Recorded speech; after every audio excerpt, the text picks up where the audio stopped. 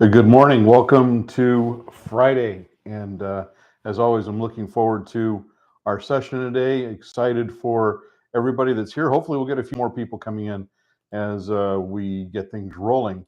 In the meantime, let me start my screen sharing really quickly, and we can dive right in. As always, we're holding this live stream live while the market is up and running, and we've just gotten started. Interesting day, isn't it? Um, to rip off a statement from I don't know, Wizard of Oz, but Trump tariffs. Oh my! Um, interesting how the market turns very quickly. Good morning, Jay. On news events, and certainly not surprising that one of those drivers right now is what is happening with on the tariff front. Now, I'm not going to get political and argue for or against, but it is probably not too surprising to see that the market in the last couple of days has been fading off of its last highs just because of the fear of what reinstated tariffs are likely to do. Now, exactly what the full extent of those is going to be, we will still have to wait and see. Gib, welcome. Excited to see you here. Excited for everybody that attends, and hopefully we'll have some more coming in as we go as we roll. All right. In any event, the real question here, of course, is not what's happening. Not trying to guess what the market is going to do in response to, the latest news, but rather trying to take current market conditions in stride and think about how they relate to the things that we're doing with the investments that we make. And since the focus of this is the rebel income system, we're going to be looking at the market. We're going to be looking at some of the different stocks we evaluate in this session through the lens of the rebel income system.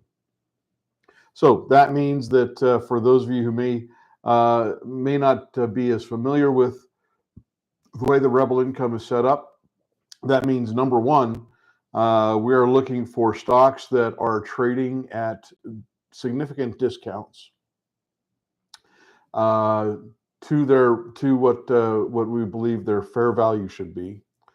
And instead of buying them outright, we're looking for opportunities to generate income using the options market.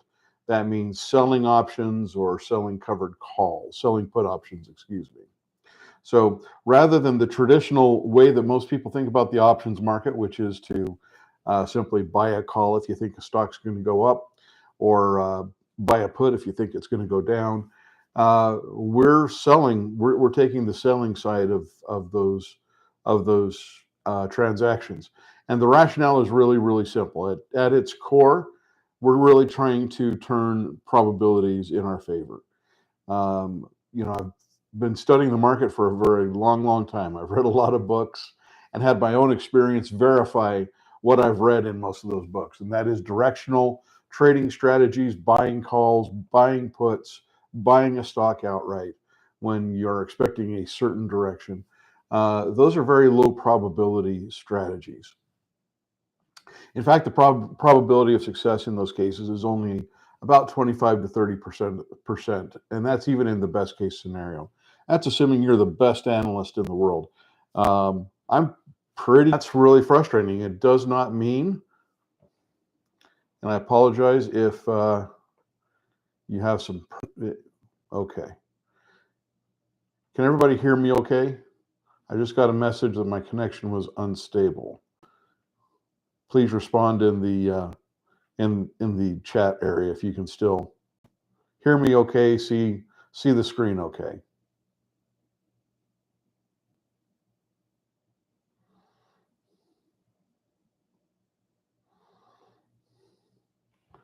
Okay, I'm back. I apologize if there was a delay. Thank you, Gib. I appreciate that. It broke for a minute. Okay. I apologize for that. That is a little bit frustrating. Don't remember exactly what I was saying at the moment. But the idea here is that we're trying to turn probabilities from that 25 to 30%, 20 to 25%, whatever the case is. We're trying to reverse those. And that is where that's where selling options, the way that we do with Rebel Income, comes into play. If I'm looking at a stock that is trading at a significant discount, and I'll just let's take a look at Campbell Soup here really quickly. This isn't a stock that I have a current trade on, and this is not necessarily a recommendation to buy or sell. This is just, I just want to use this as an example. Here's a stock that I've been following for some time, trading at a massive discount from where it's been. We can see it's been in a downward trend going all the way back to September of last year. That's almost a full year now, from a peak at around, what is this, about 52 at the high point, and now it's all the way down here in the very, very low 30s. This is a level that this stock hasn't seen. We can go back years, even during the pandemic, it didn't get this low. Going all the way back here into 2018, in fact, in 2019. So we're at multi lows here with this stock, and as a little bit of a contrarian, that's actually interesting.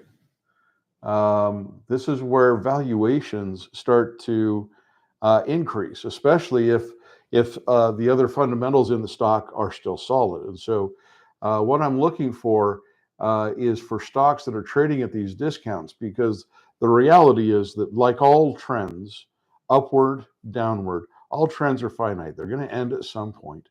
And understanding that means that if you can find a stock in a downward trend that is trading at a significant discount, not only to its historical price levels, but also to where the fundamentals, the balance sheet and other metrics related to the business, if those metrics suggest that the value of the business is higher, should be significantly higher than what the stock price is, then what you have is a recipe for a really nice value-driven long-term opportunity. I use put selling then as a gateway to possibly owning those stocks. Why not just buy the stock outright? Well, because the put sale gives me immediate income. Buying the stock is not a bad choice, but I'm buying on the hope of an increase. With the stock in a downward trend, I don't know if or when that's going to happen. The put sale gives me an opportunity to make bring in some immediate return, some immediate premium by selling that option. And it also allows me to set a price at which I'm willing to buy that stock at, if I am assigned. Now, those assignments do happen about, I would say, probably 25 to 30% of the time. And we're going to look at some stocks here that I have some open trades on that are due for expiry today. And it looks like I am probably going to take a couple of new assignments. But that's on purpose. I'm setting prices at which I would like to own those stocks anyway. And so a put assignment is not a bad thing. It's just a natural result of trying to find a stock at a discount that I like, and then setting a price that I think is reasonable. Usually that's a little bit below the stock's price was at when I set the trade. So with that in mind, let's go ahead and dive into the agenda here a little bit more for today to talk about some of the stocks that are on deck. First one here is Schlumberger, stock symbol SLB. Thank you very much, Google. All right, SLB, this was a stock that I sold a put option on the 9th of July. So this is a 3-week trade. I sold the $35 strike price and brought in a little under 2% for that 3-week period of time. That's actually a really, really nice result. I'm usually trying to target about 1.5% per month on an average basis.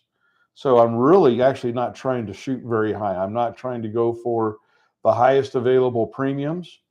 or the maximum gain that I can get out of these trades.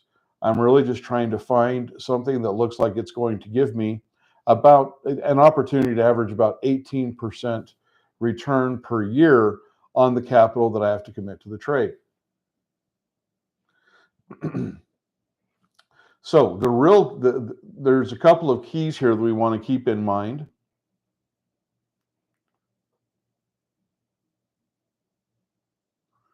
Barry, okay, you're going to preempt me, and that's okay. No problem. Let's talk about Paramount for a minute. And took a little bit of a dip here on this earnings statement from yesterday. Also news about its merger, but Barry got out of Para with about a 10% gain, opted out of the merger deal, and sold $13 calls, got called out on Wednesday. So good job, Barry. I'm still in it. We'll see what happens on the, there you go. You got a tick mark. Sorry for the bad handwriting. I'm in at a much higher price, so I'm looking to see what happens after the merger and how shareholders come out of that. So we'll see if that's a private company or not. So, Jay, you should be seeing my screen right now. You don't have it. Okay. Looks like the sharing stopped. Let me try again. Okay. Can you see the shared screen now?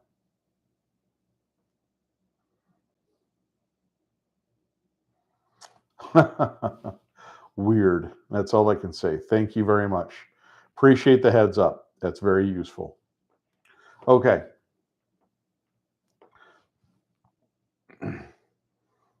So Barry's in a nice spot.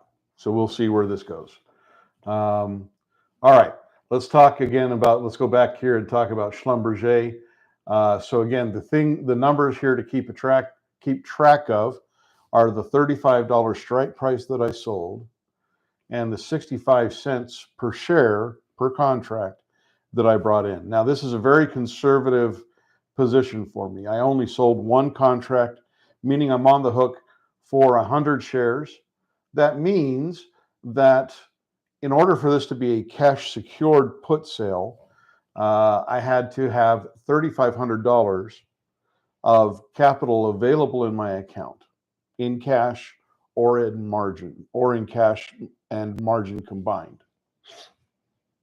I prefer to work on a cash secured basis rather than trying to dip into margin.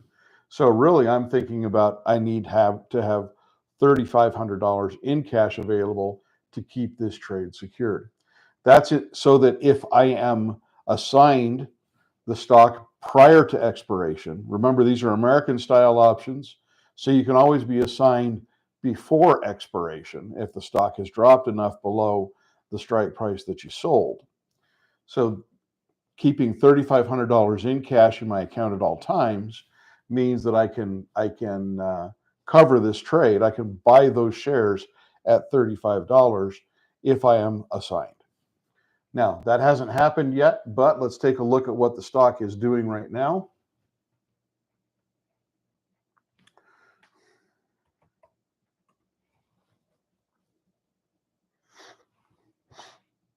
Barry was already in Schlumberger, sold a $36 call expiring today.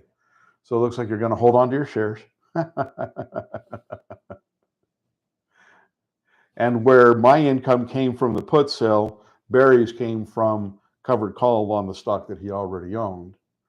It does look like I am going to be assigned. So the price that I sold here is 35, which is right around here. Again, I apologize for the bad handwriting. And we can see the stock is clearly moving lower. Part of this isn't entirely about tariffs. It is about oil and pressures on energy prices that do include tariffs. Let's not fool ourselves here. But it does look like we should have some pretty strong support down here in the 33, 32 and a bit area. And that means that 32.90 maybe. So we'll see if the stock can hold that level or not. If it does and it starts to rally back up, then what we really have here right now is a stock that's just kind of is really just validating and continuing to move within this consolidation range that is held pretty much since May. But unless we see a rally of about a little over $2 between now and close of the market, it does look like I'm going to take assignment on those shares. That's okay. Remember, I said that what I am doing when I set up these put sales is I'm setting a price that I'm comfortable with being assigned at. And that means that when I set this put option, this was on the 9th, so the stock was up here at around 36. So 35 was a little bit below and right in line with the 20-day moving average. I expected at the time for that 20-day moving average to provide support for the stock, which gave me a reasonable basis for selling that strike price.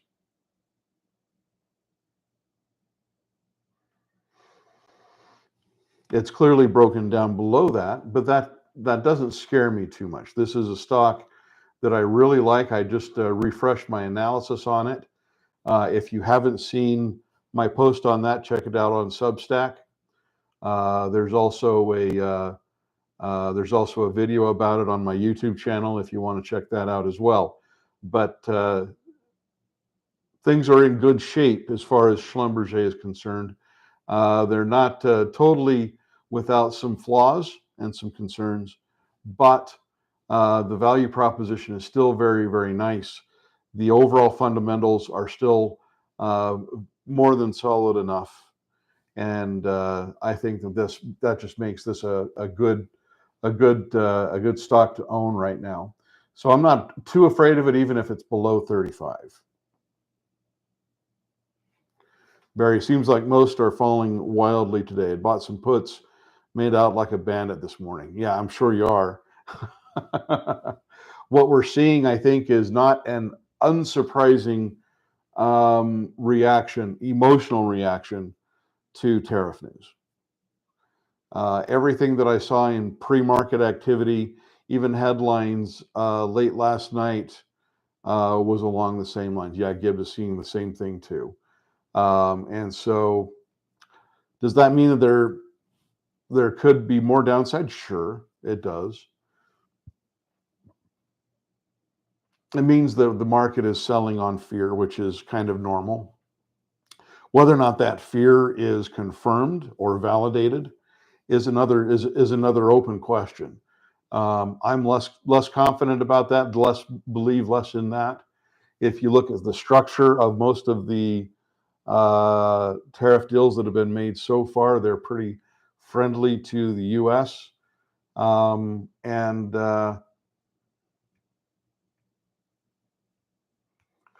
The tariffs that have been put in place for today, they just kind of look like another version of I don't want to say saber rattling, but maybe that's the best term that I can come up with right now.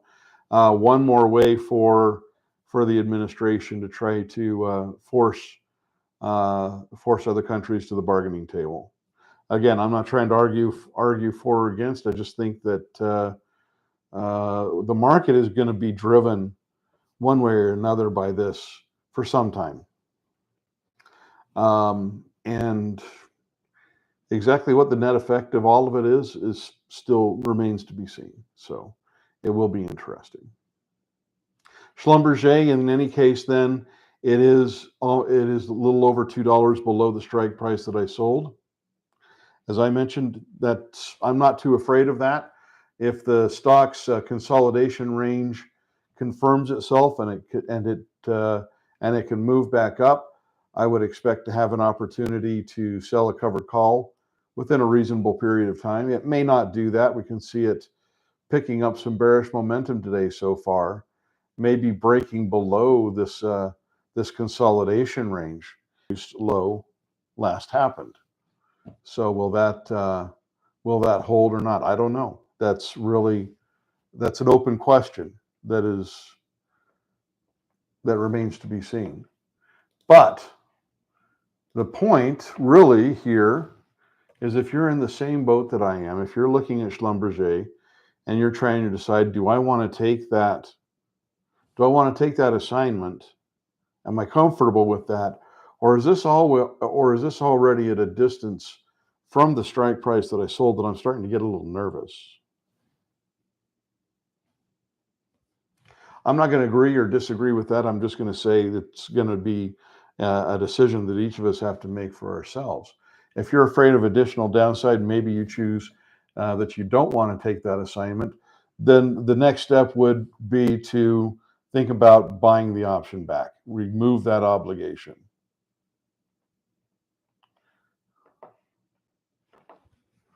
Carl, has there not been an increase in shorting activity in this stock? Well, that's a good question. We can take a look at all this.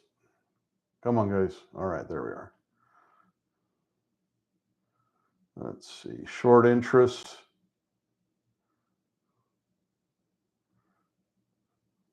$4.91 for not quite 5 days worth. And 1 month ago was a little bit shorter. So the number of days is extending itself a little bit.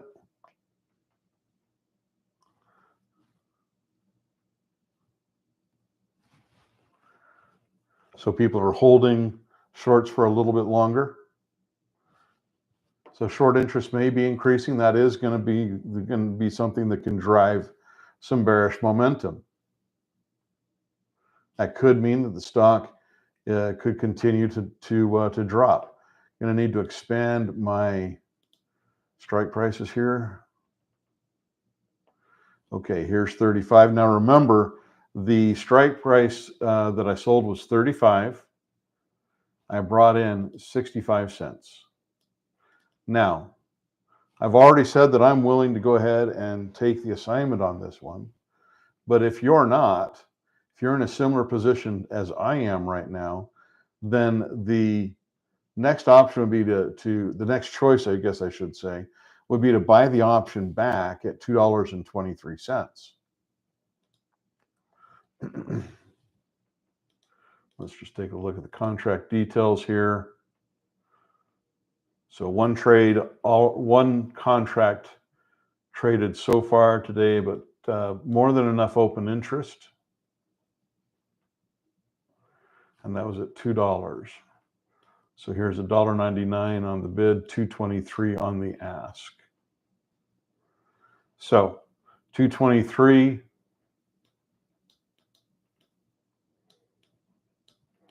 I can, right? And when we minus 65 from that, and rather than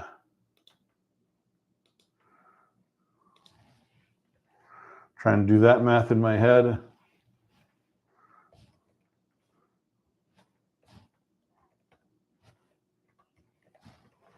here we go. That would mean that buying this option back, if this were what I wanted to do right now, this would mean taking a loss of $1.58 per share. Since I sold one contract, that'd be $158. I did not know, Jay. Thank you for saying I wasn't sharing again. I don't know why that is. Try again. Okay.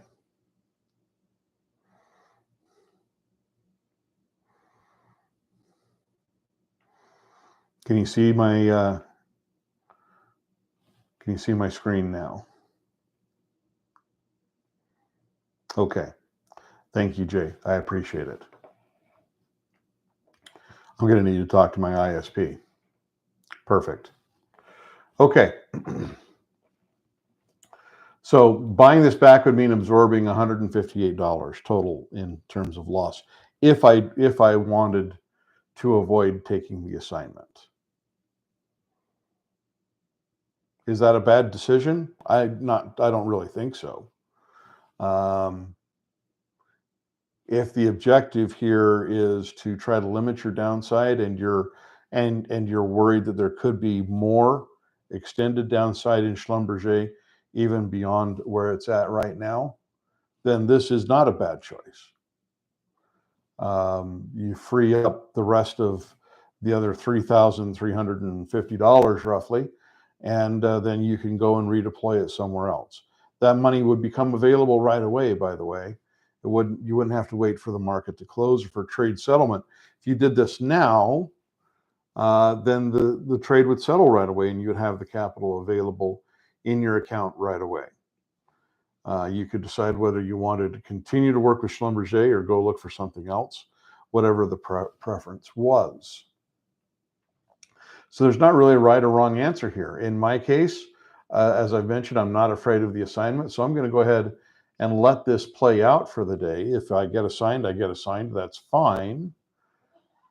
And I'm going to let the market play itself out because, yeah, it's true that the stock, it would be a better bargain at 32.81, which it's at now, 32.83, than 35, but I'm not going to split those hairs since I sold the $35 strike. I'm going to let the market play out a little bit and let the value proposition try to work for me. In the meantime, Schlumberger does pay a nice dividend. Taking the assignment here does mean that I'm setting myself up possibly to take this distribution if I still own the stock at the beginning of September. About a month away, so who knows? A lot can happen between now and then.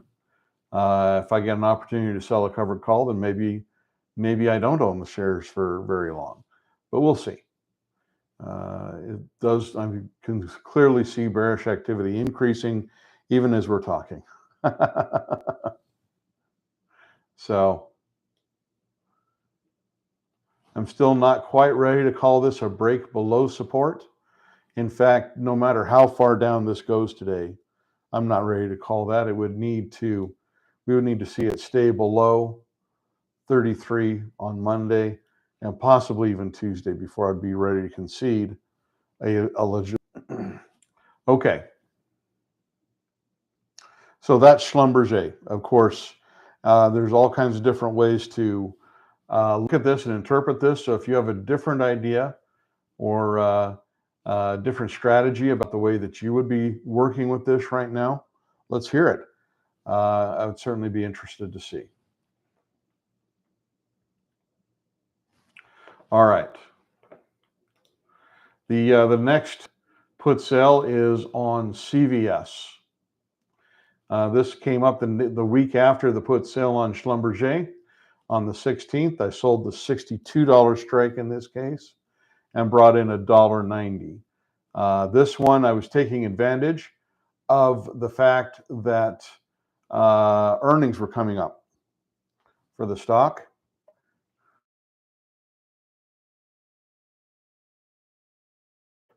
Was a little bit elevated.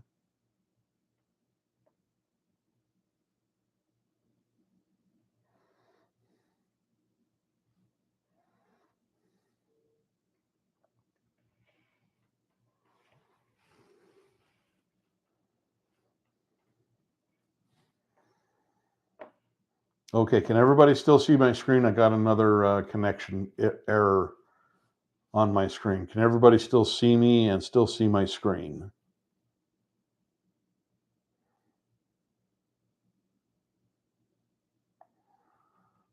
Okay.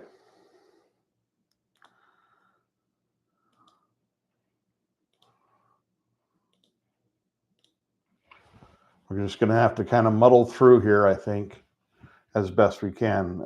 Thank you for staying in touch and letting me know. I do appreciate it. Gib, thank you. Can you see my screen now?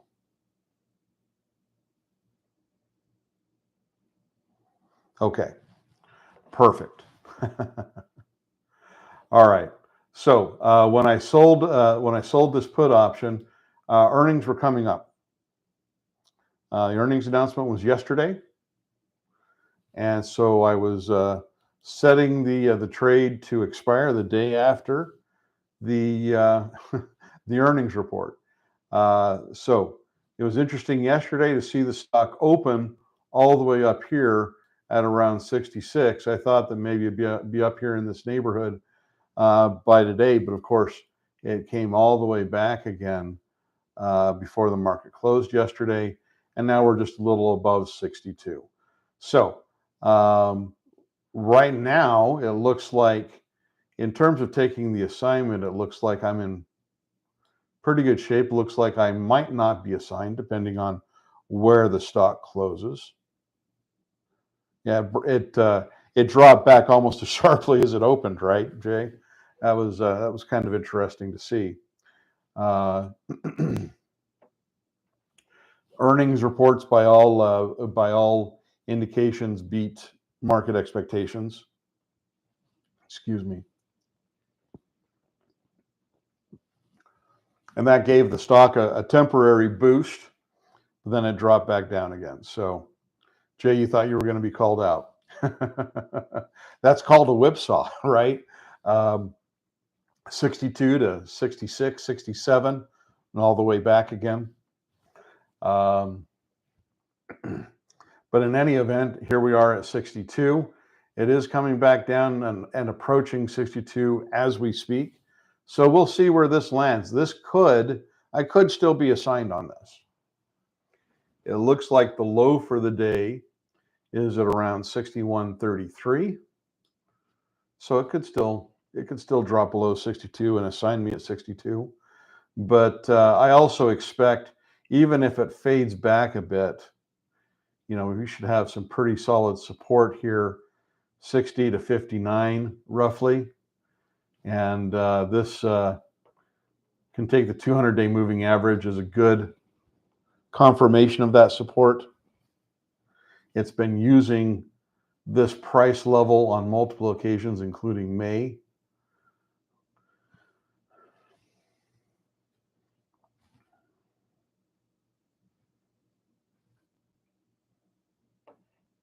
So we'll see on this one. Jay was assigned a couple of weeks ago at 63. You've made a few covered calls and dividends. Then they also hit today, right? Cost is down to 60.20. So Jay, you're doing well on this one.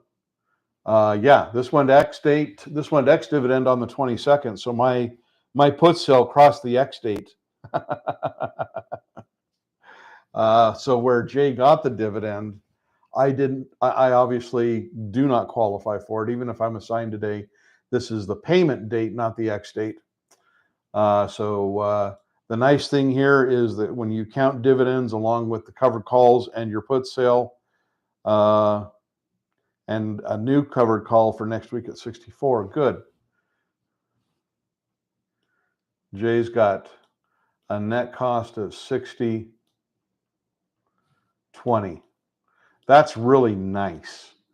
And again, just like with Barry, there you go. There's your tick mark. But that is really nice because that puts his cost basis right in line with where this support level is, and a fair distance from the stock's current price. That's what you call a buffer zone when you're able to do this. And this is one of the advantages that I think being the seller gives us when we're working with stocks like this, whether you're buying them outright, whether you're taking an assignment on one trade and then using covered calls to pay yourself additional dividends along the way as you have opportunities to do so. The net effect that these selling trades give you in terms of being able to bring your net cost down, it makes it easier to keep these shorter term moves, including stuff like this, in perspective. Yeah, the dividend was 66.5 cents. That's per quarter, by the way. So about little over 1% for a quarter. That's not too bad. That's a nice dividend. This is a stock that's paying about 4% on its dividend with a lot with a big discount. The fundamentals here for CVS, I like them. It's going to be interesting I'm going to need to wait a little bit for these numbers to parse through to my data feeds, but it's going to be really interesting to redo the analysis and see where things land with this updated information. Does that increase does the fair value price that my analysis gives me possibly increase? I don't know yet, but that'll be one of the things I'll be interested in checking out and writing about on Substack. So be ready for that. Maybe as early as next week. Probably not to the week after, though.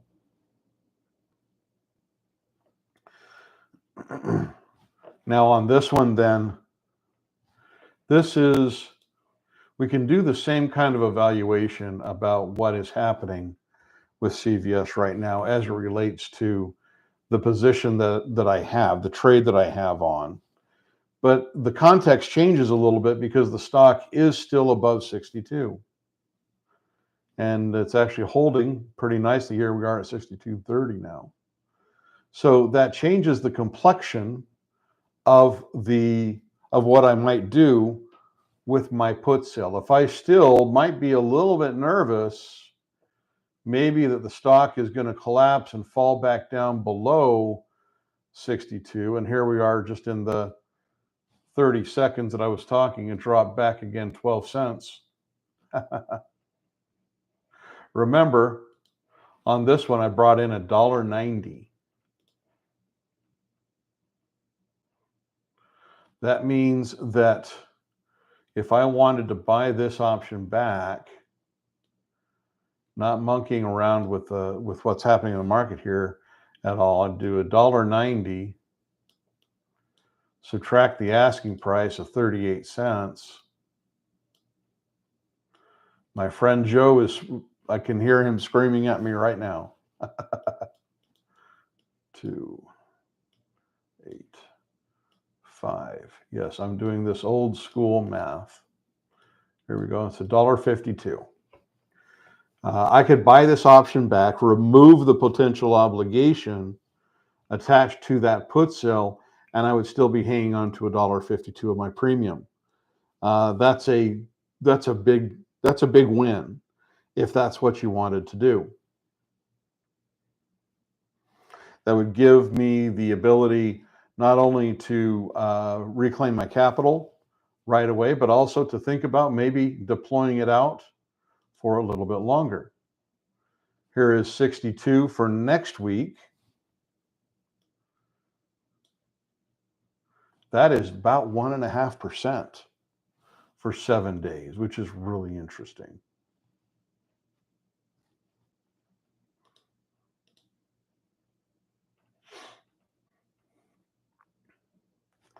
How about 1.5% for 2 weeks to go down to 61? Make the potential purchase price a little bit more conservative.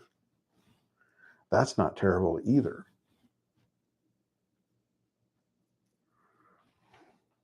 So there's some interesting choices here that could be in place.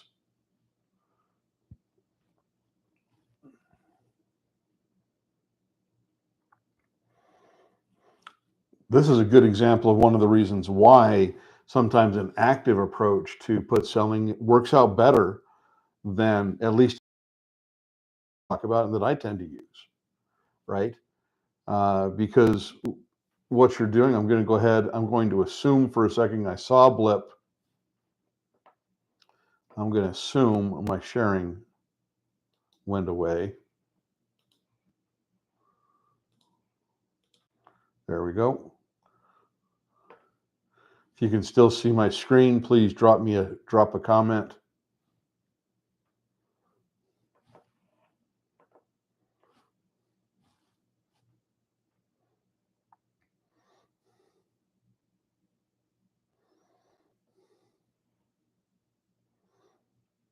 All good. Okay. It, yeah, the the dashboard flickered just for a second, and then there's a warning. So, in fact, this gives, if you want to take this more active approach, this is one of the advantages that doing so gives you. You're by increasing the trading frequency when you buy these options back before expiration, even if it's just a few hours before expiration, you can accelerate the income that you can generate. Let's assume that CVS for a moment expires, that CVS finishes above $62 today. My option expires, which right now that does look possible. If that happens, the $6,200 that I put to reserve that trade doesn't come back to me to be available. It has to go through normal trade settlement in that case. When you let an option expire, that capital doesn't become available for me until Monday or Tuesday. Literally speaking, I won't be looking to use it again until Wednesday, which is when I usually place the next income trade that I publish. But that's 2 to 3 full days away from the next time I'm going to be. I might be able to use the same capital. Buying the option back right now means that I could use that money right now. So who's to know? There's no way to know where CVS is going to be Tuesday or Wednesday. It could still be around 62, could be above it, could be below it. I don't know. I don't know, coming 2 to 3 days after the, well, actually 3 to 4 days, excuse me, after the earnings announcement, how much implied volatility in the stock may have shrunk back. Right now, it's still a little bit elevated, not because of the earnings report. That's past now, but let's face it, news right now, volatility in the market is keeping implied volatility on the options still a little bit elevated. That's an advantage for a seller, right? Because it means that you're getting a little bit more premium on your trades than you might get otherwise. Even 2 to 3 days can make a big difference in how that shakes out and how that and what the complexity of those trades becomes. So in some ways, there's an argument to be made that the higher probability way to go with CVS right now would be to buy the option back, buy my 62 back for, what was it, 39 cents, 38 cents? Buy that sucker back right now. There's certainly going to be more than enough. Oh, yeah. Plenty of open interest, already 64 contracts changed hands. So saying the ask went up to 57 cents. Considering this distance, I'd still probably stick around 38, even if that meant I had to wait for the market to come to me a little bit. That would be okay. Let's refresh these. There we go. 41.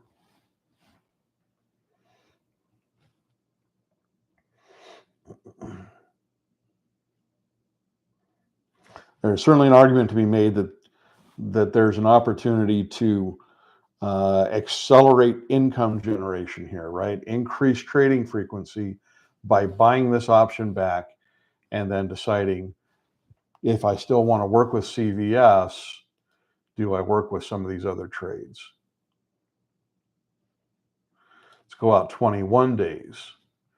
And now, again, 61, going with a lower strike price, a lower possible purchase price, and being able to bring in $1.14. That's just shy of 2% for a 3-week trade.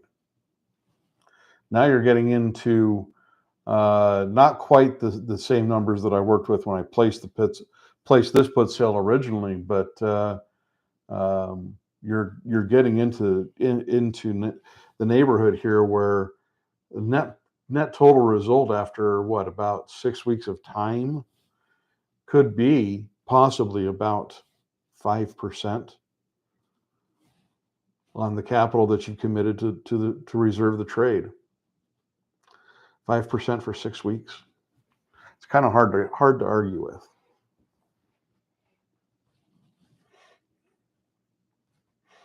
Again, not saying one way or another what you should do. This is just what you could do.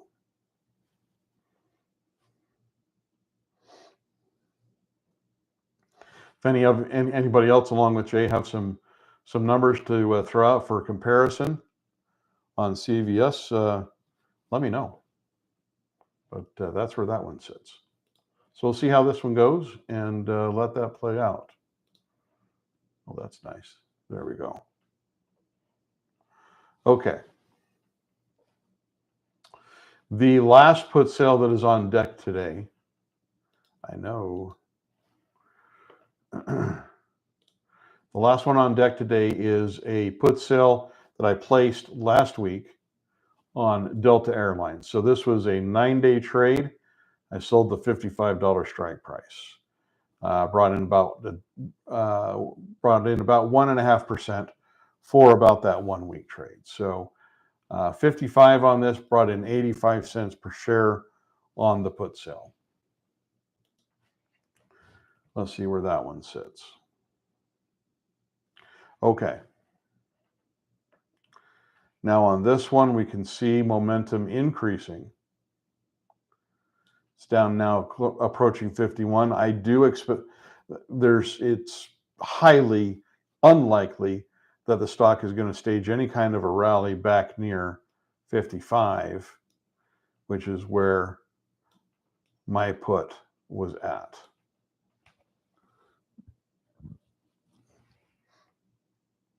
Okay, Barry beat me. Went with a $54 strike and brought in more money, which is nice. I brought in 85 cents. You brought in $1.15. The other advantage Barry got here is I'm in at 55, right? Barry's in at 54. And so if you're going to take the assignment, Barry, at 51 with the stock around 51, you've got a smaller distance to get back to break even than I do, right? Again, it's interesting. I'm really not too freaked out about this. And don't get me wrong, I'm not saying that I'm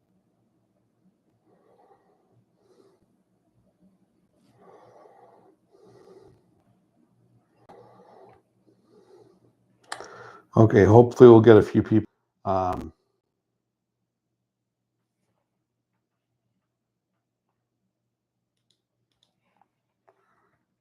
Hi, Jay. Let me know if you can see my screen.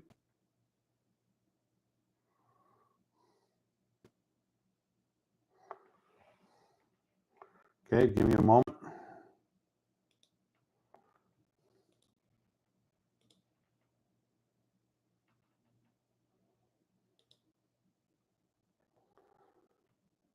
All you see is a spinning circle. Okay.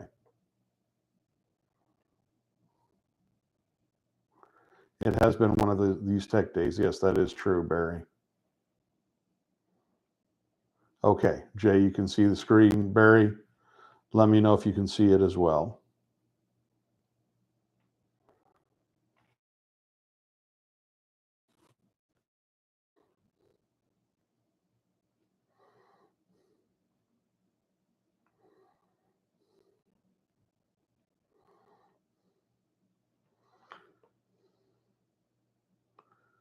Okay, perfect. Thank you, Gib. Thank you, Barry. Thank you, Jay. I really appreciate it. I apologize for the difficulties here. This has been really kind of frustrating. So Delta so far is holding up, I think. Yeah, I'm going to be taking an assignment at 55. That doesn't scare me too much. So we'll see. We'll see what happens after this. Obviously, I do think that this is one where downside may be a little bit more pronounced because if this current support 51 doesn't hold, it looks like we could have next support. Oh, really possibly as low as 47. So this is one where you've got to decide if you really want to try to deal with that kind of downside. And if you don't, totally understand.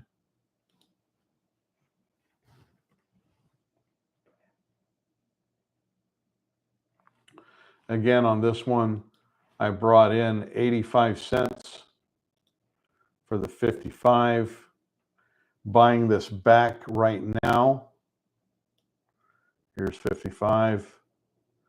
I mean, buying at the ask, $3.75. This is a reflection of the gap. Must be that earthquake in China. Yeah, it's resonating all the way back here in Utah.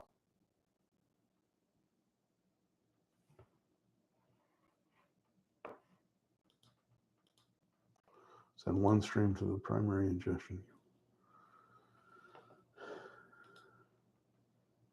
Okay.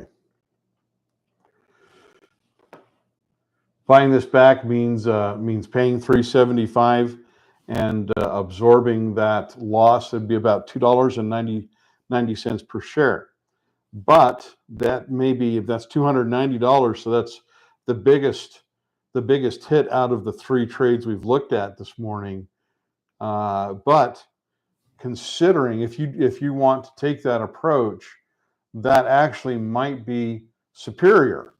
That might be a smarter approach if you're afraid of downside, because of the fact that, yeah, very exactly. Butterfly effect. There we go.